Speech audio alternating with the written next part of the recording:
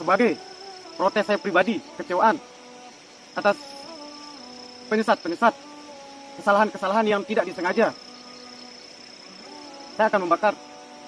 Assalamualaikum warahmatullahi wabarakatuh. Sahabat beriman, publik dibuat heboh dan marah oleh ulah 3 orang lelaki yang telah membakar buku tafsir Al-Quran berbahasa Indonesia dan mereka telah mengatakan buku-buku tafsir Al-Quran itu menyesatkan. Bahkan mereka menyebut tafsir-tafsir itu sebagai kitab iblis. Sebelum lanjut cerita sebenarnya, simak dahulu ulasan profil ulama pengarang kitab Ibnu Katsir dan kitab Risalah Qusyairiyah agar dapat kebenarannya.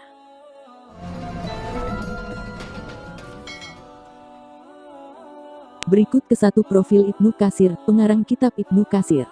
Dikenal dengan sebutan Imam Ibnu Katsir. Nama lengkapnya Abul Fida Ismail bin Umar bin Katsir bin Delau bin Katsir bin Zaru al-Basri ad-Dimishqi Asy-Syafi'i.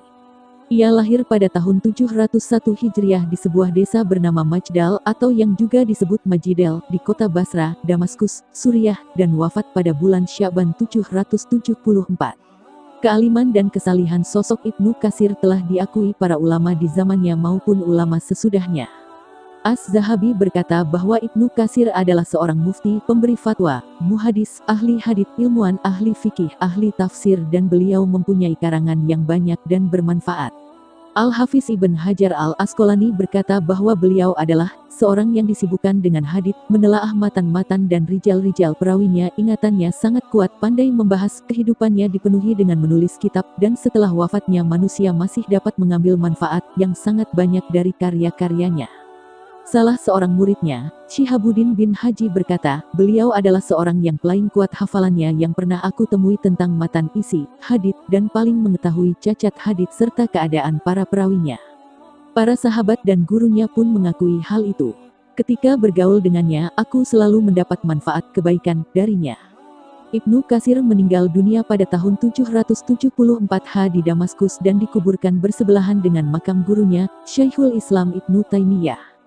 Kemudian, berikut kedua profil Imam Al-Qusyairi An-Naisaburi, pengarang kitab Risalah Qusyairiyah. Ar-Risalah, nama kitabnya. Tentu bukan satu-satunya karya yang ditulisnya.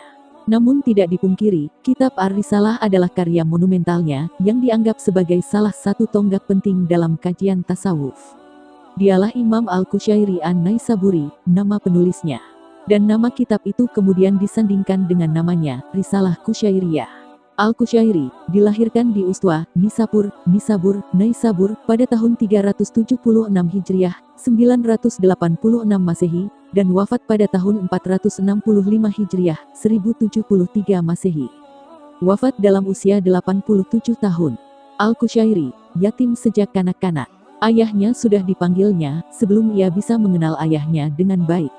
Karenanya, oleh keluarganya, ia dititipkan pada ulama yang dekat hubungan dengan keluarganya, Abul Qasim al-Yamani, yang mengajarkan bahasa Arab dan sastra.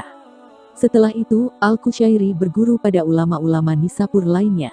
Saat itu Nisapur merupakan kota keilmuan dan budaya terpenting. Maka di kota itu berkumpul guru-guru terkenal, semisal Abu Bakar Muhammad At-Tusi al-Bakilani, dan lainnya. Pada merekalah Al-Qusyairi belajar ilmu fiqh, usul fiqh, ilmu kalam, ilmu bahasa, lughah, dan ilmu-ilmu lahiriah lainnya. Dalam khazanah tasawuf, Risalah Qusyairiyah memang dianggap sebagai induk ilmu tasawuf. Karenanya, pemberian anak judul itu bukanlah pemanis sekadarnya, tapi menemui kebenarannya. Jadi dapat disimpulkan mereka adalah para ulama dan bahkan dapat dijuluki ulam besar. Dari sini kita ketahui bahwa para ulama itu adalah orang-orang pilihan. Allah Subhanahu wa Ta'ala berfirman, yang artinya, kemudian kitab itu kami wariskan kepada orang-orang yang kami pilih di antara hamba-hamba kami. Quran Surat Fatir ayat 32. Al-Hafiz Ibnu Hajar rahimahullah mengatakan, ayat ini sebagai syahid penguat terhadap hadits yang berbunyi al-ulama waratsatil anbiya, ulama adalah pewaris para nabi. Fathul Bari, 1/83. Al-Imam Asy-Syaukani rahimahullah mengatakan, maknanya adalah, kami telah mewariskan kepada orang-orang yang telah kami pilih dari hamba-hamba kami yaitu Alkitab, Al-Quran. Dan kami telah menentukan dengan cara mewariskan kitab ini kepada para ulama dari umat manusia, wahai Muhammad yang telah kami turunkan dan tidak ada keraguan bahwa ulama umat ini adalah para sahabat dan orang-orang setelah mereka. Sungguh Allah Subhanahu wa Ta'ala telah memuliakan mereka di atas semua hamba, dan Allah Subhanahu wa Ta'ala menjadikan mereka sebagai umat di tengah-tengah agar mereka menjadi saksi atas semua manusia. Mereka menghargai pujian itu karena mereka umat Nabi yang terbaik dan Sayyid Bani Adam. Fathul Qadir, halaman 1418.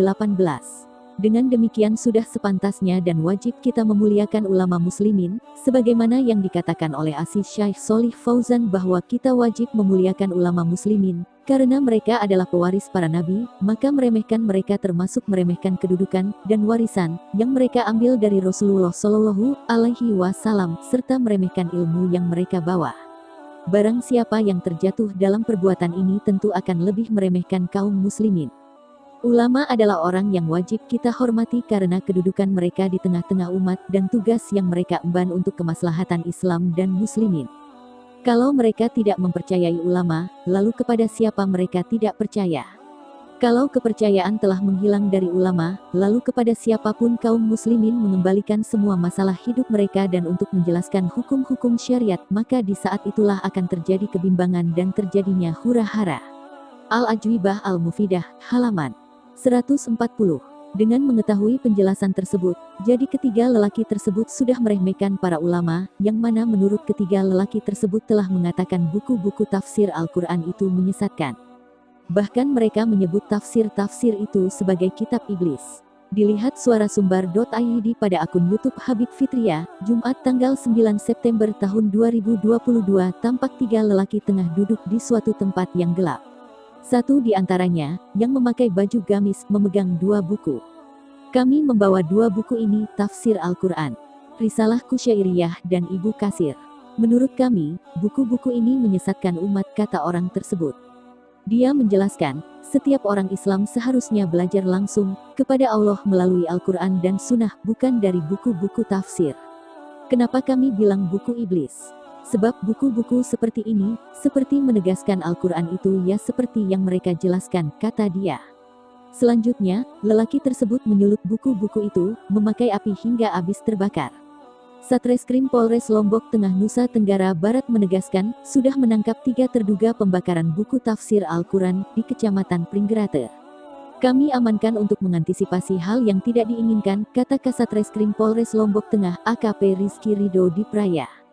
Peran dari para pelaku inisial MH warga Kota Mataram F dan MS warga Kecamatan Pringgerate tersebut masih dilakukan pendalaman. Selain itu, motif dari para terduga pelaku pembakaran buku tafsir Al-Quran itu masih belum bisa disimpulkan. Mereka kita amankan tadi malam sehingga saat ini masih dalam proses pemeriksaan, katanya.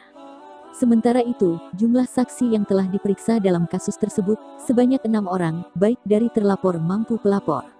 Selain itu, pihaknya akan melakukan koordinasi dengan Majelis Ulama Indonesia (MUI) Lombok Tengah terkait kasus pembakaran tafsir Al-Quran. Yang jelas mereka telah diamankan untuk proses penyelidikan lebih lanjut, katanya. Wallahualam bisawab. Semoga bermanfaat dan jangan lupa klik subscribe dan loncengnya agar channel Indonesia TV Islam tetap syiarkan Islam. Assalamualaikum warahmatullahi wabarakatuh.